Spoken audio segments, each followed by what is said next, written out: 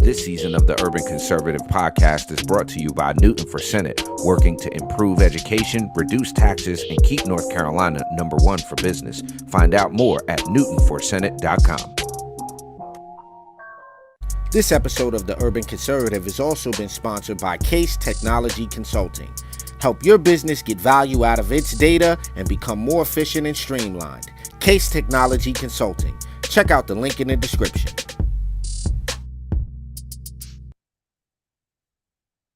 TV, bridging communities worldwide. We broadcast diverse international content from Europe, Asia, Africa, and now right here in the USA.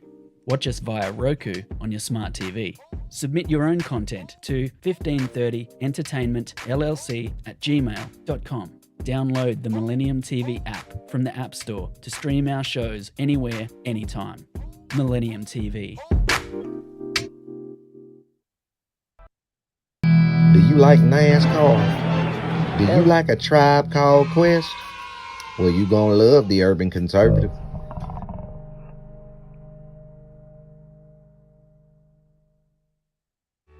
Do you like manwich and nachos? Well, then you'd love the Urban Conservative. Do you like guns? Do you like butter? Well, you're gonna love the Urban Conservative. Yo, what's good, son? You like pit bulls, say? You like solving Sudoku puzzles? Then you gonna love the Urban Conservative.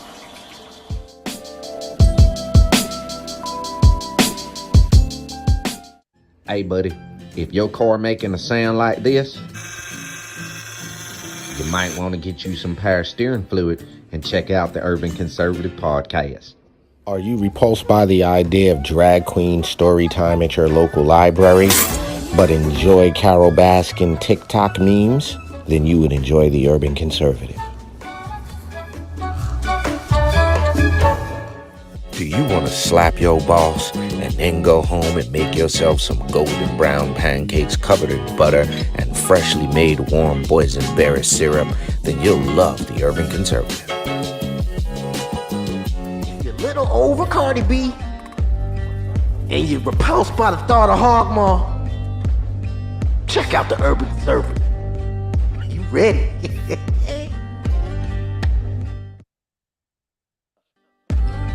If you think the earth is flat and always on that weird side of YouTube, check out the Urban Conservative. They'll set you straight. What up, ladies and gentlemen? It's Monday night. You know what it is. It's time for the Urban Conservative Podcast. I'm Abdul Ali.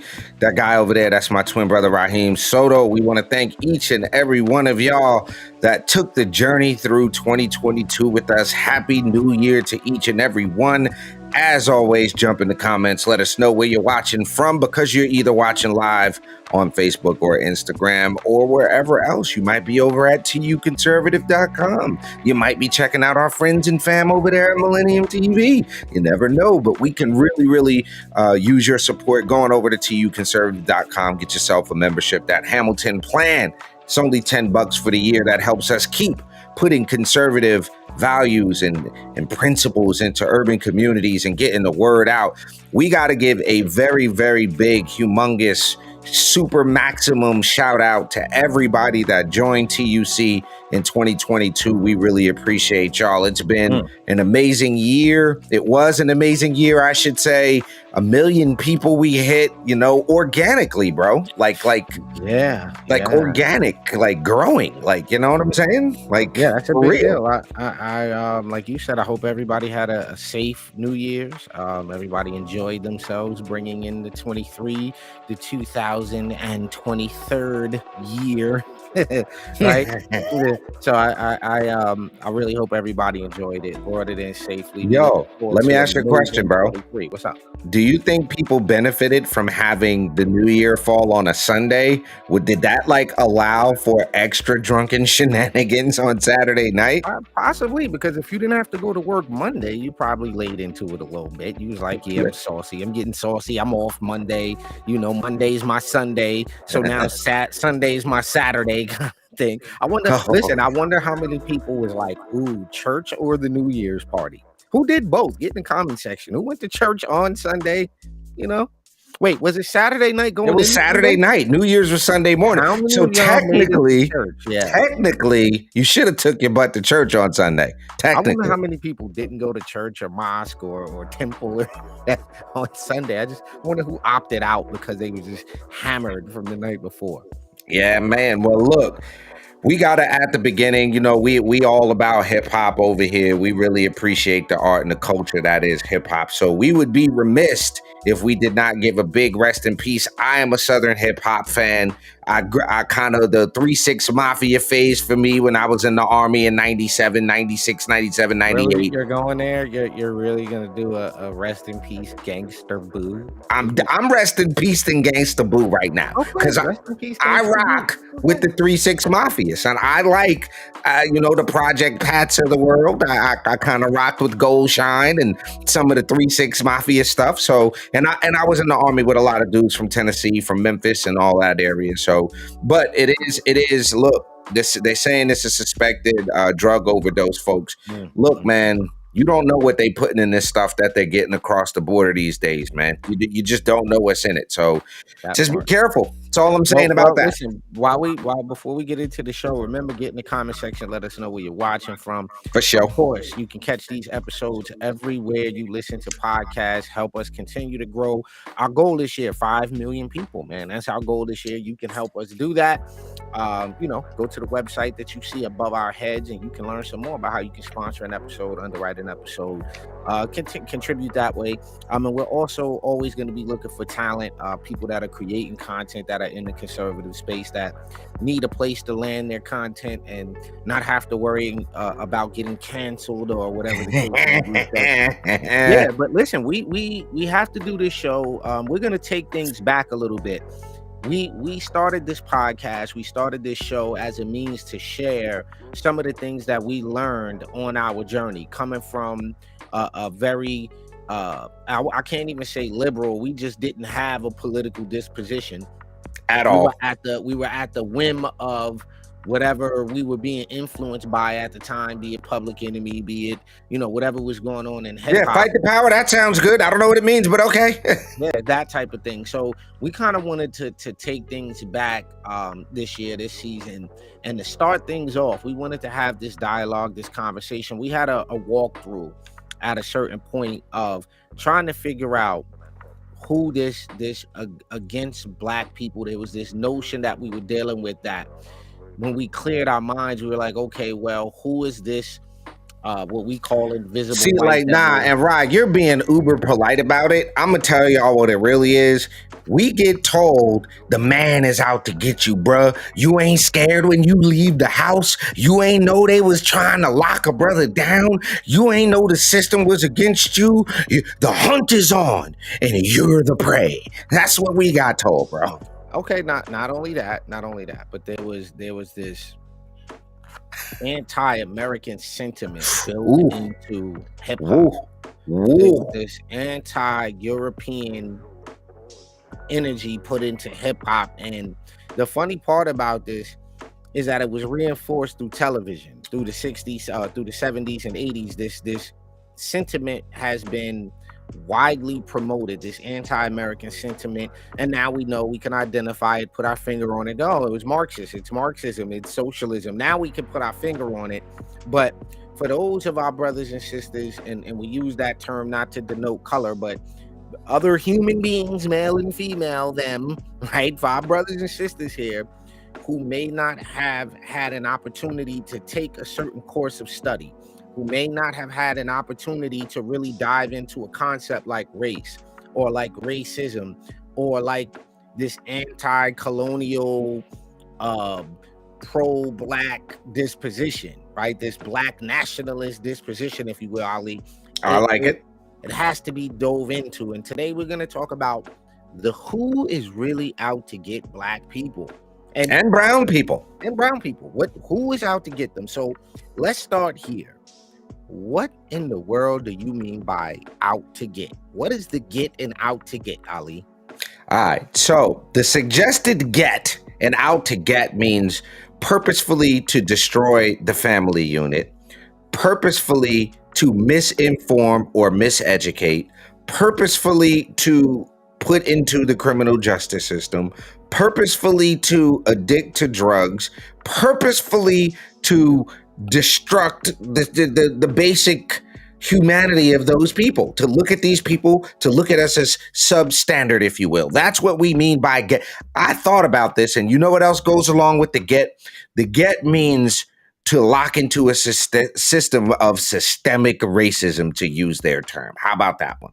Okay, so now we have the get clearly defined, right? Now we have to deal with something. If they're out to get black people, we should start there. And we should find out who these people are that they're talking about. Do you think that's fair? So when you say who these people are, you're saying who the people are doing or who the people that they are trying to do it to? Well, let's classify first. Let's put into perspective first this whole black people thing. Let's deal with that. So we got to deal with black people first. And black people, white people. So for all of you guys who don't understand that, Ali and I have done this study with ourselves, and we've went through it. We've looked at it up and down, sideways, shook it up. We've tried every way to look at this as objectively as possible. We're not looking at this. We're not observing this as conservatives. We're observing this as people looking for the truth to something. So if we want to know the truth is who's out to get black and brown people, let's first define the term black people, because we think we know what black people means. We think we know. Right. Fair enough. We think we know. Okay. Right? That's what you get. Black is a racialized classification of people, usually a political and skin color based category for specific populations with a mid to dark brown complexion. Not all people considered black have dark skin. Hold up. We breaking our first rule. There's a period. There is in fact a period. Okay, so let's do it again. Black is a racialized classification of people, usually a political and skin color based category for specific populations with a mid to dark brown complexion. Stop. Okay, so now black is a classification, usually a political and skin color based category. Wait. So if it's political in nature, that means it's arbitrary. It's extremely, and that's a word people need to add to their vocabulary. The word arbitrary. Okay, add that to your vocabulary. If you're new to jumping into some type of academic research into this type of subject matter for yourself, vocabulary is going to be the biggest tool here. This is completely arbitrary, and the fact that the word is racialized. So we took a term, a word, and we racialized it. The term at one point defined a color. So now we're using this term to define a race. It is a racialized classification. Let's go a little deeper into this, right? Like you said, now that we've established that there's a political connection and necessarily a skin color thing, right? It says not all people considered black have dark skin in certain countries, often in socially based systems of racial classification in the Western world. The term black is used to describe persons who are perceived as dark skinned compared to other populations. That's a nice little switch up. Hey, that's amazing. Now, one thing we got to do, folks, because Folks are going to jump on here especially from the left, and people who are going to call us Uncle Toms and coons and sucking up to the white man. They're going to say, look, they're using Wikipedia. You can't use Wikipedia. Well, listen, folks, Wikipedia is a great place to get a fundamental start. And there's a place at the bottom of those wiki links. And if you click on the bottom of those wiki links, it'll bring you directly to the source material being cited in the thing. And a lot of times what we had to do is go back and click on the citation and go find out, well, what is that citation? Down here at the bottom, they put the citations. Some of those right there, those are called citations and where you get the information from. Okay? So the references are here at the bottom. Wikipedia is just a good general launching point, and it's not even from a right disposition, which is the other reason why we use it, because it's, if anything, it's center whatever it is, right? So the point that we're getting at here, right, is it's most commonly used for people of sub-Saharan African ancestry, and indigenous peoples of Oceania, though it has been applied in many contexts to other groups and is no indicator of any close ancestral relationship whatsoever. So if you start screaming black and my ancestors was black, that doesn't work. No. That doesn't work. Indigenous African Society. So this is to all of our indigenous American Indigenous American national sovereign rulers of the Western Maghreb over here. He said the Western Maghreb. I'm done. Right. Indigenous African societies do not use the term black as a racial identity outside of the influences brought by Western cultures. Wow. The term black may or may not be capitalized. So it's not a noun. Style book changed guide to capitalize the B in black in 2020. The ASA style guide says the B should not be capitalized. Some perceive the term black as a derogatory, outdated, reductive, or otherwise unrepresentative label, and as a result, neither use or define it, especially in African countries with little to no history of colonial segregation. Right. So, as we read this further, contemporary anthropologists. Now, anthropology comes into the table, and we're defining when they say they're out to get black people. Now, you do realize that the saying that doesn't even really make any sense, right? I need y'all to catch on to that. That according to what black people is defined as here, kind of makes no sense to say they're out to get a political skin color based category of a specific population with mid to dark brown complexion. Right. Then doesn't make sense. So what we found when we started to look at this is it made us ask a simple question. And that question is, how arbitrary is skin color and what is race at this point? It opened that can of worms for us where we said, hold up, we're dealing with sociology here. We've seen anthropology and we understand that political science is inclusive of all of these things.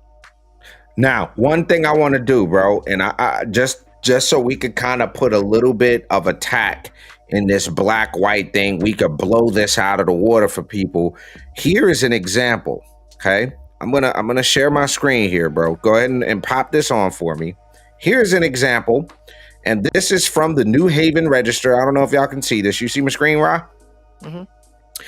Egyptian Detroit immigrant wants to be classified as black, not white. Now look at the date on this. It's from the AP back in 2012. An Egyptian immigrant who lives in Detroit is asking the government to classify him as black, not white. Mustafa Hefni has been trying to get the racial designation since the 80s. His quote, "As a black man and as an African, I'm proud of this heritage." He told the Detroit News, "My classification as a white man takes away my black pride, my black heritage, and my strong black identity." However, what was Mustafa really trying to get as a result? Do you remember what Mustafa was trying to get out of that? He was trying to get benefits. Because if he was white, there was benefits he couldn't get. He couldn't get into programs. He couldn't get certain things. So this idea, this race classification, as you can see, it means little to absolutely nothing, considering that these are social constructs These are not things. There's no such actual thing. Y'all trying to figure out whether it's a noun or not, because y'all playing with the capitalization here. So you could be dark as my brother and I and considered white. You could be as white as the average white person and be considered black, depending on what country you come from. Then you jump over to something called the CDC Race Code Index, and you have zeros all the way down to, bro, remember the one that we found that was kind of like bugged us out? Remember, it was like a quadroon, an octoroon. I'm pulling it up. I have it here. Yeah. So this idea of who's in the black club, we have to ask this question. And this in front of you, what you see here, that is the race code appendix. That is how our government, the Center for Disease Control, the CDC, this is not Abdul and Raheem's information. This is straight off the CDC website.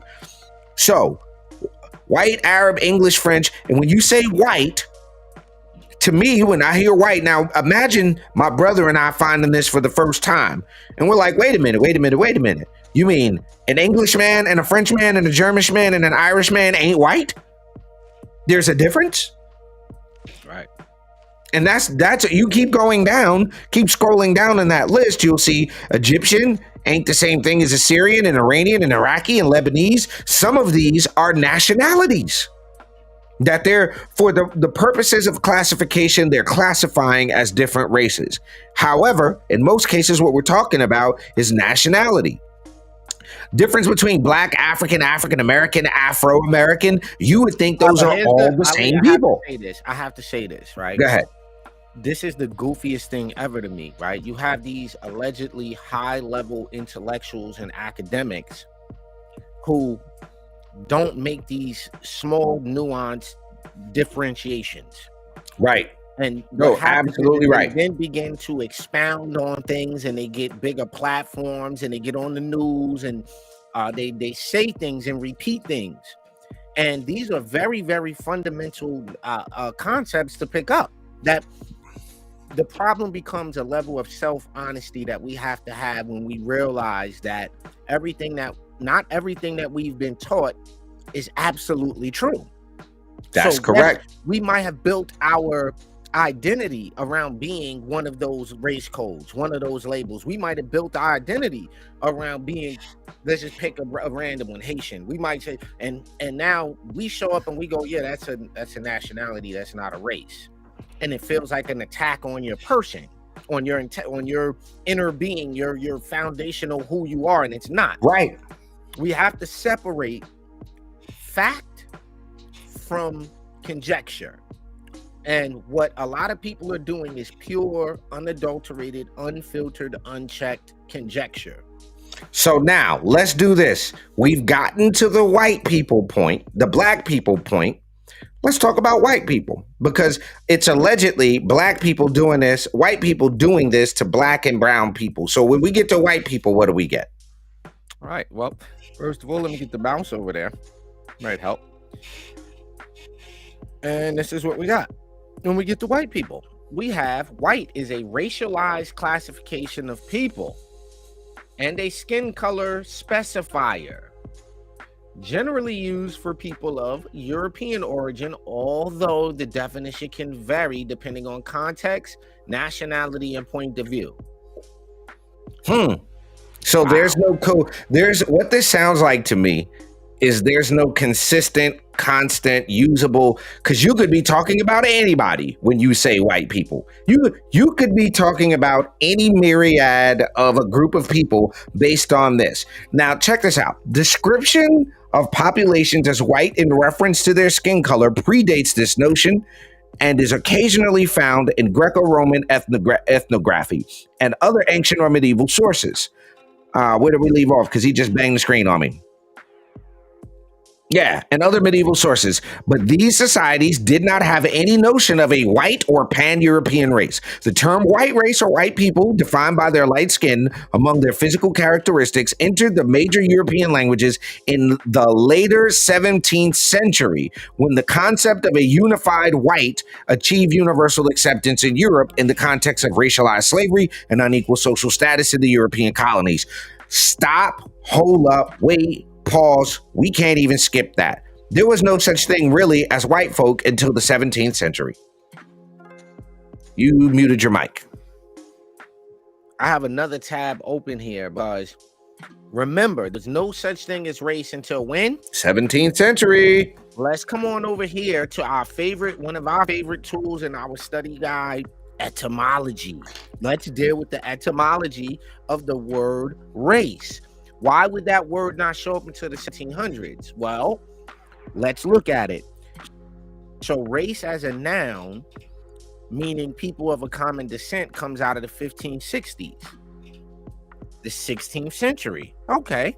People descended from a common ancestor, class of persons allied by common ancestry, comes from the French race. Earlier raza, quote unquote, race, breed, lineage, family, from the 16th century, possibly from the Italian raza, which is of unknown origin, cognate with Spanish raza. Like you hear them say, this is for la raza, this is for the tribe, right? They still say that. Possibly from Italian raza, which is a cognate with Spanish and Portuguese raca. Etymologists say it has no connection with the Latin radix root, although they admit it might have influenced the tribe nation sense, and race was a 15th century form of radix in the Middle English. Klein suggests the word derived from Arabic ra, head, beginning, origin, compared to Hebrew rosh. Right? Original senses in English included wines with the characteristic flavor, group of people with common occupation from the 1500s, and so they considered all the blacksmiths would be considered technically a race. Exactly.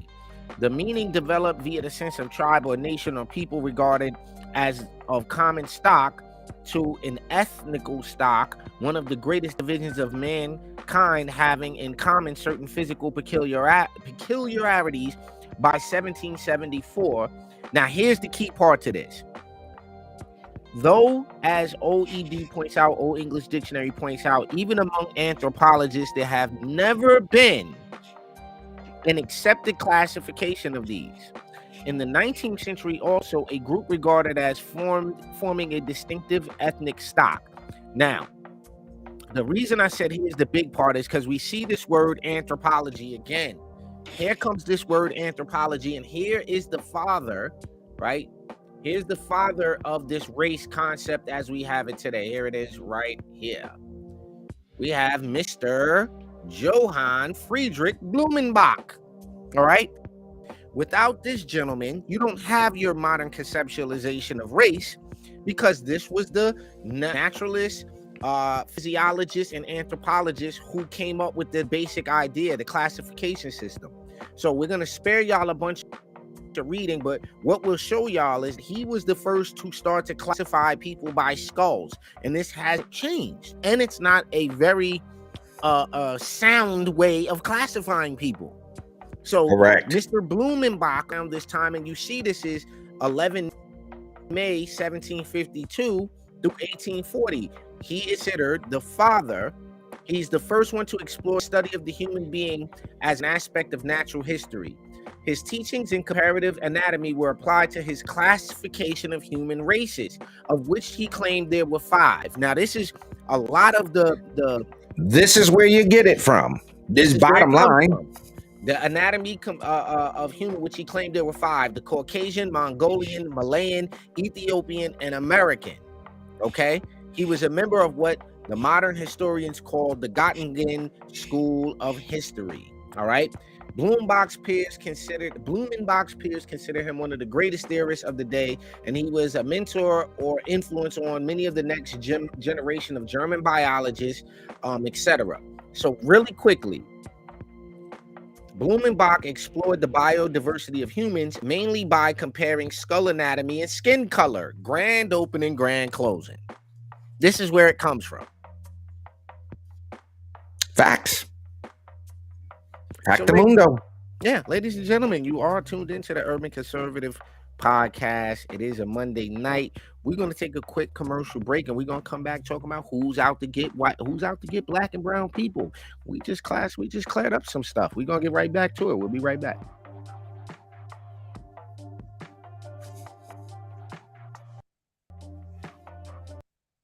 Millennium TV, bridging communities worldwide. We broadcast diverse international content from Europe, Asia, Africa, and now right here in the USA. Watch us via Roku on your smart TV.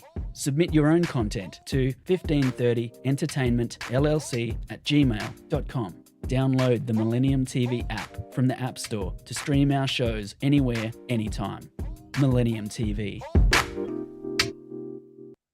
Just because you're black doesn't mean you have to vote Democrat. This year, in order to see benefits for our communities, we need to vote outside the box. Find out more by visiting us at tuconservative.com. All right, y'all. Welcome back to the Urban Conservative Podcast. I am Abdul Ali. That's my twin brother, Raheem Soto. If you're just watching, just jumping in, jump in the comment section. Let us know where you're watching from so we can give you a shout out. Today, we are talking about who's actually out to get black and brown people. If your freckles are as close together as ours, you've heard it before. They, them, the man is out to get us. So we must be vigilant. We must stay woke. Well, you know what? Just kind of to sum up the first kind of half of the show, what we've established here, and this is just kind of our walkthrough of what we looked at to kind of rationalize that there is no one out to get you. This is what we're all winding up to, is that they're actually right now in 2023, unless you're committing a crime, ma'am, sir, right? Unless you're doing that and have an active warrant for your arrest, no one's out to get you. Nobody's really looking. Hey, look, not that we don't love you, but nobody cares, okay? Everybody's trying to live their lives, do their thing, especially in a place as free as this. We really don't, we don't care what you're doing, as long as you ain't hurting nobody. That's right. So bottom line. Clarifying this, like I said, the idea that we identify so easily as something with little to no investigation into the thing we're identifying as is kind of at the foundation of the problem. And this is one of the tools that we use to kind of dig ourselves out of that, was just being willing to question who we think we are as it relates to our nationality, as it relates to our quote unquote racial disposition, if you will. And when you start to examine that, what you should be doing is peeling away layers of an onion.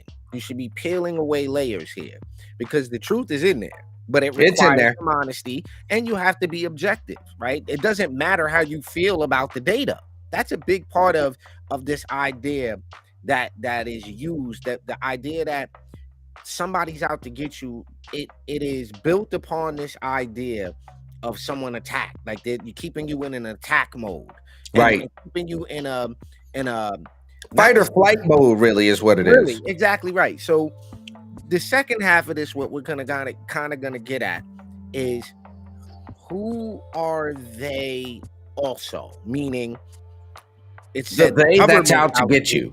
Now that might ring a little true in 2023, but they're not out specifically to dominate black and brown people. I don't know if y'all noticing, everybody's starting to turn beige, bro. Like, everybody's marrying everybody and mixing with everybody. And there's a thing that I saw that said that the United States is going to be a phenotypically brown country in about another 30 years or so. I mean, listen, the idea is this, right? The concept that America, that us as so hold on, before you do that, let me ask you a question. Us as black or brown people, this idea that we are the minority is also fictitious. Yeah, we'll get to that, but I got to ask you a question. So, Dr. Frances Cress Welsing. I don't know if anybody at home has heard of Dr. Frances Cress Welsing. Okay. What do you take on her idea that white people are out for, what does she call it? Biological survival, because the white DNA, the white folk know that the browning is the superior DNA of the black man, whatever that is, right? Do you buy into the idea? Because we studied this. I'm asking you, I didn't tell you something, but What do you think about the idea that it is a psychobiological survival function? That this idea that white people are trying to stop black people from mating with white people and all this other stuff as a means of keeping the white race alive? What do you buy into that? Okay, so it was a psychobiological survival function. Rest in peace to Frances Cress Welsing, right? She was a great scholar, right? She did in her work that we're talking about. What is that paper called? The ISIS Unveiled. The ISIS papers here. The only issue that I take with it is that when you take bits and pieces of true things and then you put them all together to create a narrative, because I love your scholarship doesn't mean that I'm not going to point out when you're cherry picking and using literary devices that most people that are not academically reading it, they don't recognize the literary devices that are being used or even the psychology ingrained into the writing. So what I would say is that she used some convincing data points, right? Some convincing arguments that upon further examination, genes, biology, biochemistry don't agree with.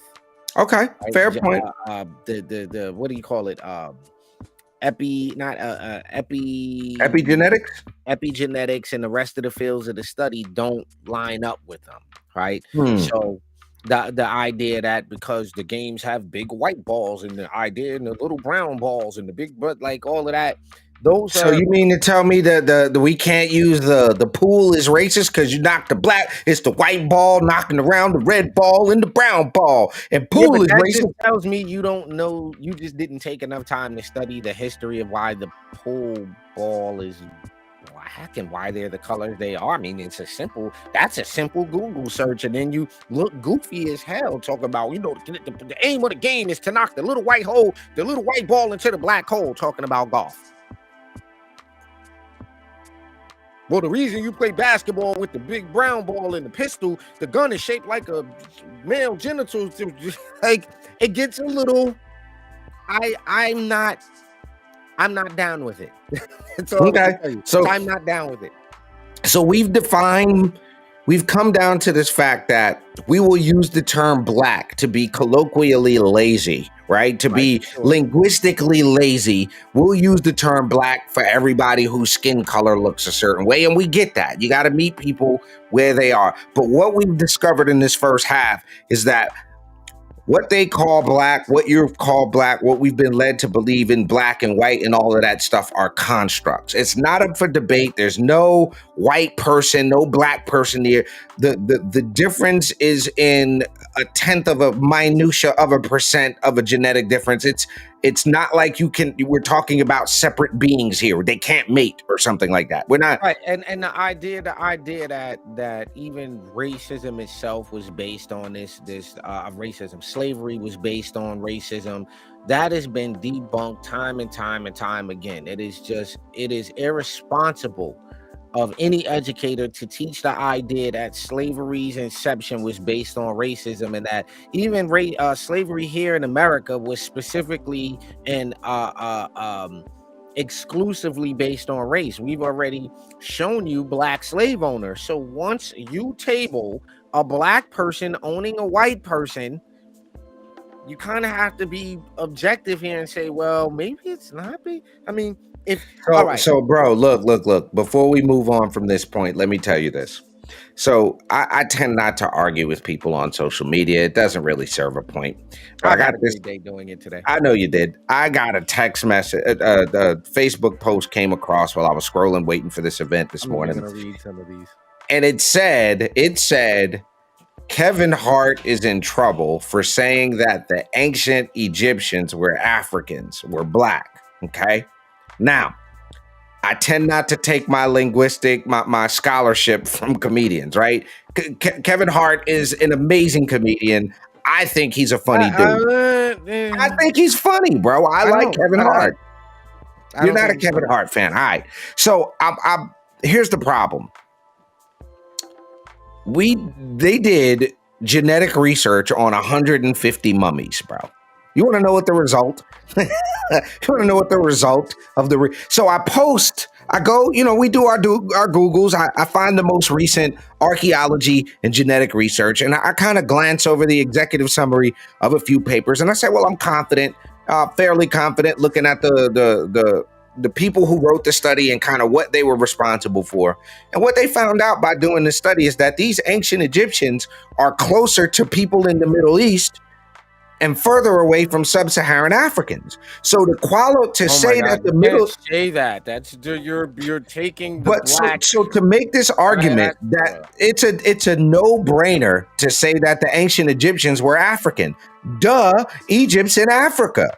But to say that the modern African American person, what you're calling a modern American black person, has zero genetic relationship, zero relationship to ancient Egyptian people.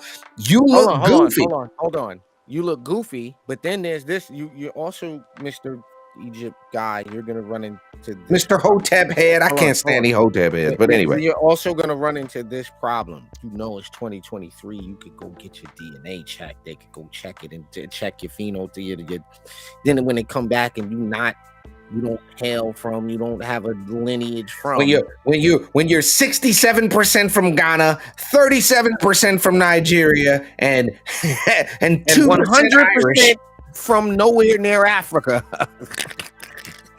When you're 100% nowhere near from Egypt, rather, right? My point in calling this out is because this is something we deal with on this side, and there's a bunch of I don't even want to say nobody's names, but what happens is that people are so married to this idea, and when we say, "Hey, y'all are not we're not related by anything other than being human descendants of all of the people who came before us," but we really don't have a direct relationship to the people and the pharaohs and all this other people. So now you got people taking on these names. And this is part of that agenda that we're really talking about. I know it seems like we're all over the place, but the point is, whoever convinced you that you were connected to an ancient Egyptian gotcha, because they got you, bro.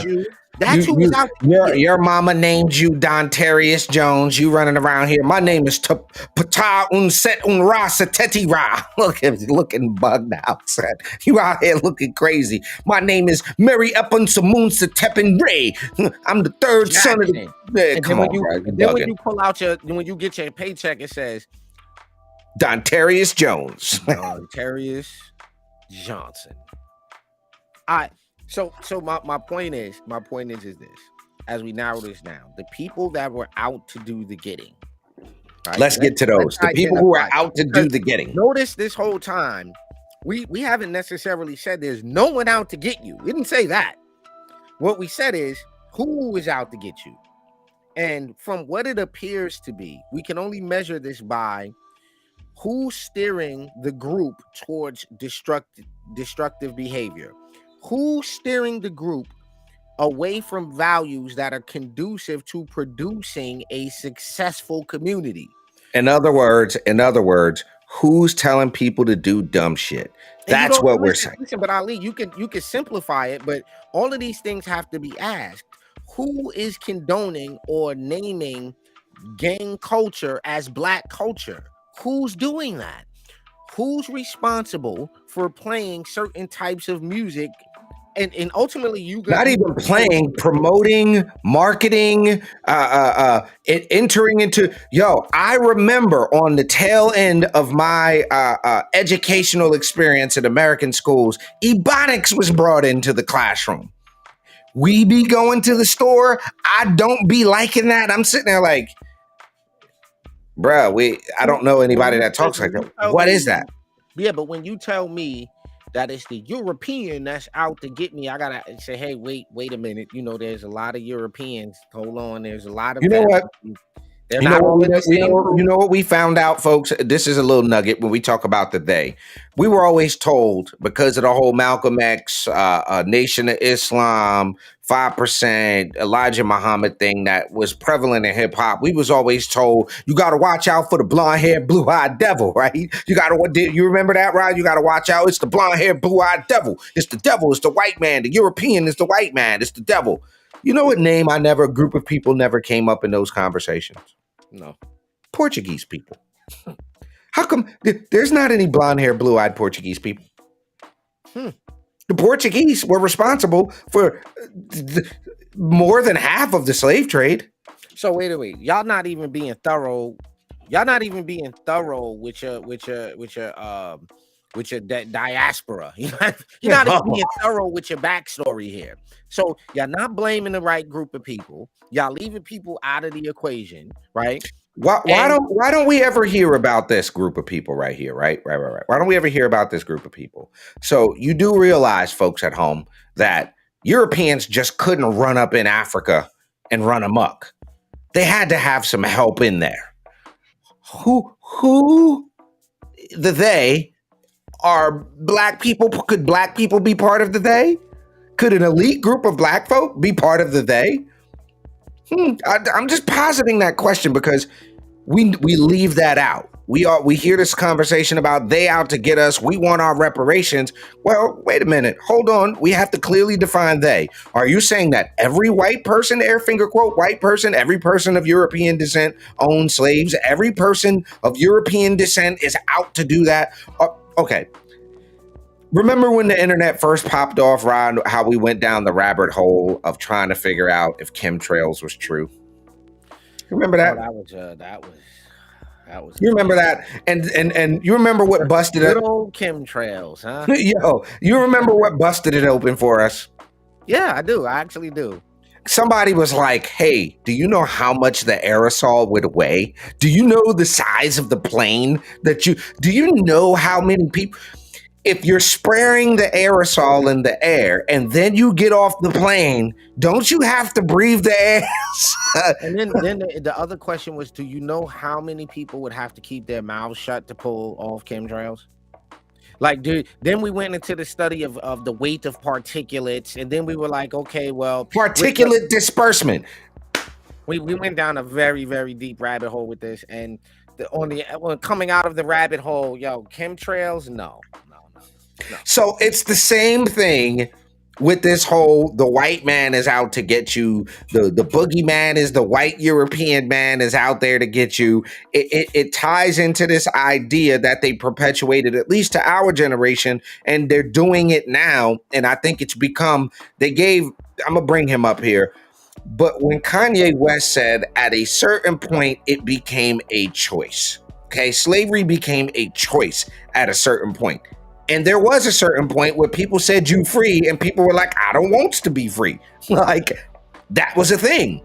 You know, it's mine. It reminds me when you say that, right? I have to read this. So I put up, I shared your did a man have a baby? No pics with Kamala. Is Disney and Hollywood in trouble, right? This is the response from a melanated black, whatever you want to call it, right? This is the response. This is the response, right? Now, the thing is, he said, the truth has got you in your feelings. I know you got to get your graft on. So apparently, no, he said graft. But he said he was trying to say grift. He meant to say grift. We can't see that, but don't worry about it. He meant to say grift, bro. Okay. Anyway, do you, ninja? But let them do themselves too. Kids having their genitalia cut off at 12 or 13, I'm gonna have to see some proof of this. He doesn't believe that there are children. Isn't in my search engine. Prove it. Like I said, the GOP has you off on some BS. Talk about kid stuff, FOH. So then I posted an article. His public custody battle helped ignite a movement against transgender care for kids. Will it carry him to the Texas house?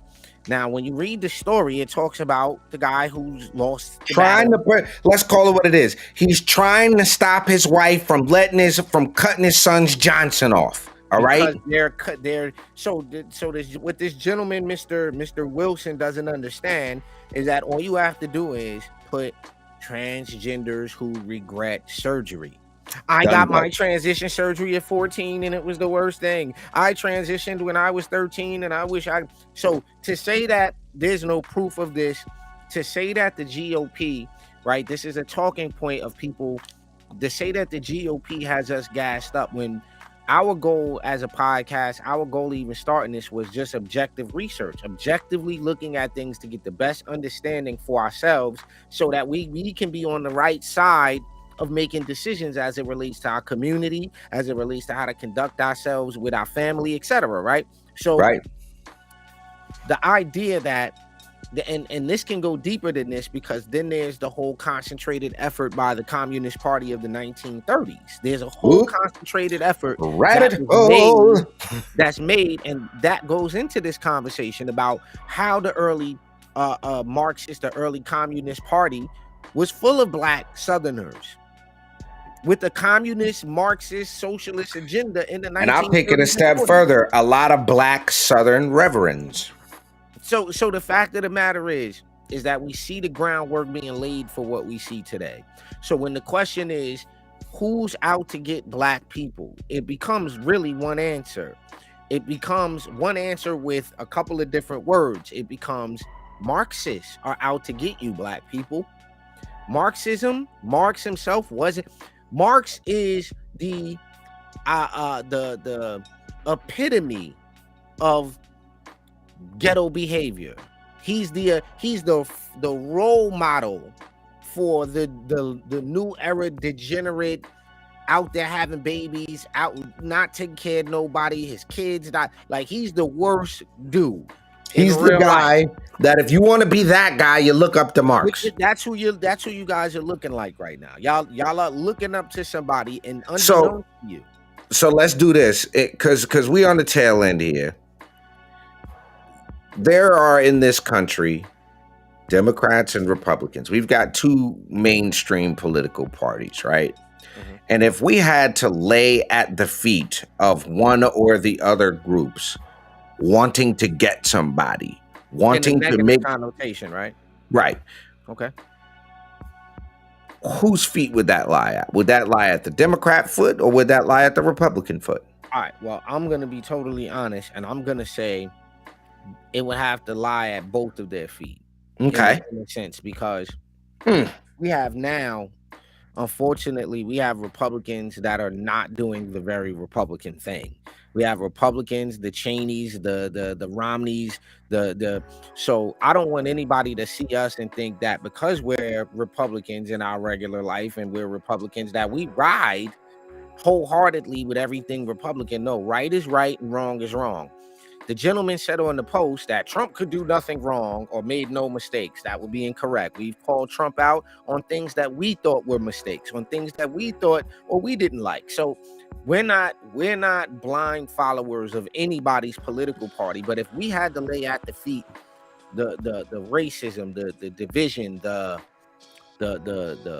poor economic conditions that we're seeing today, if we had to lay out who's responsible for the deaths of millions of Black and Latino babies, and damn that, babies in general. Well, only one party is pro Planned Parenthood.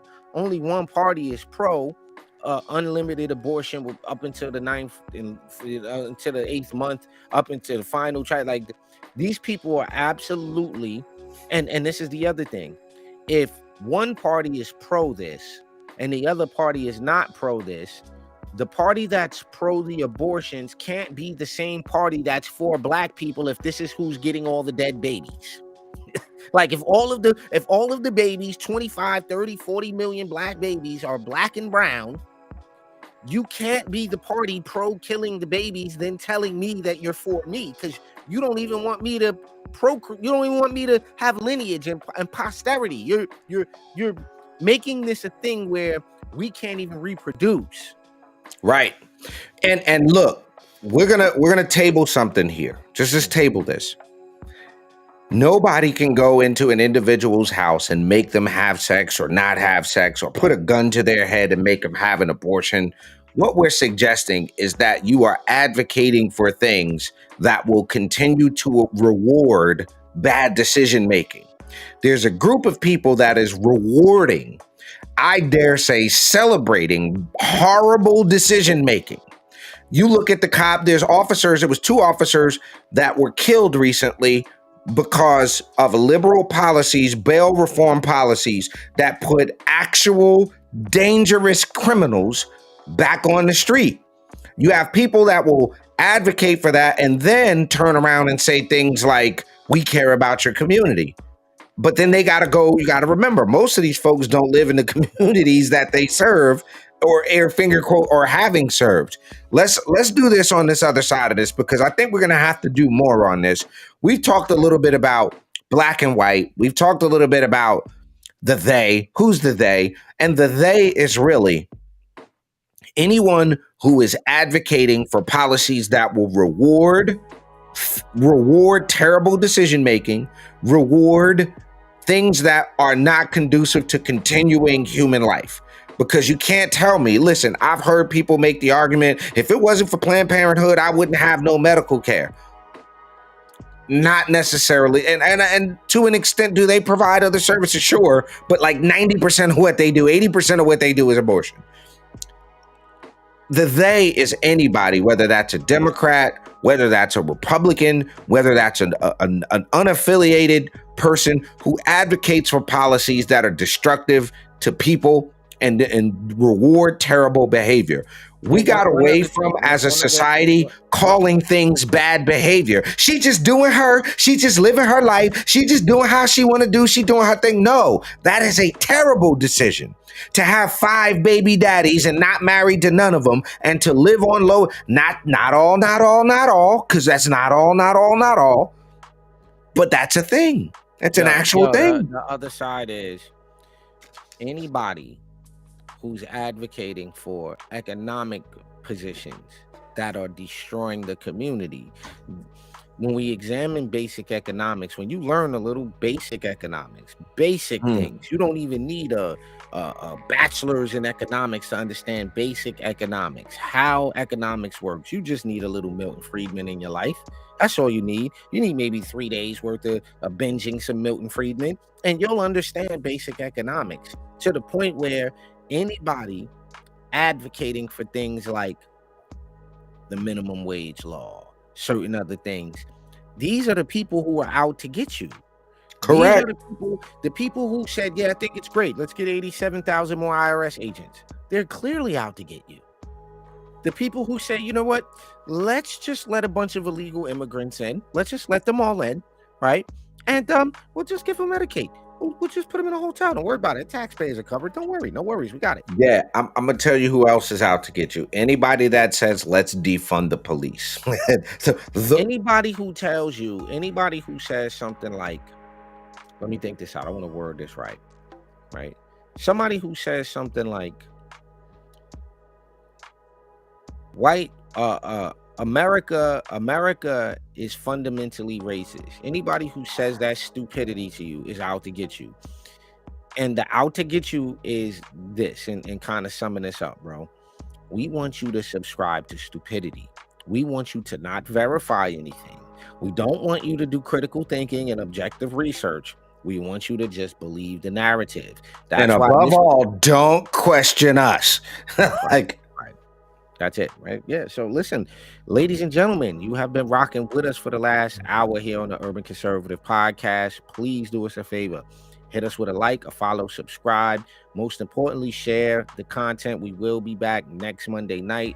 Tune in every morning right here, 8 a.m. for Top of the Morning with my twin brother, Abdul Ali. You can also catch that show 8 a.m. and again at 11 a.m. every morning on Millennium TV.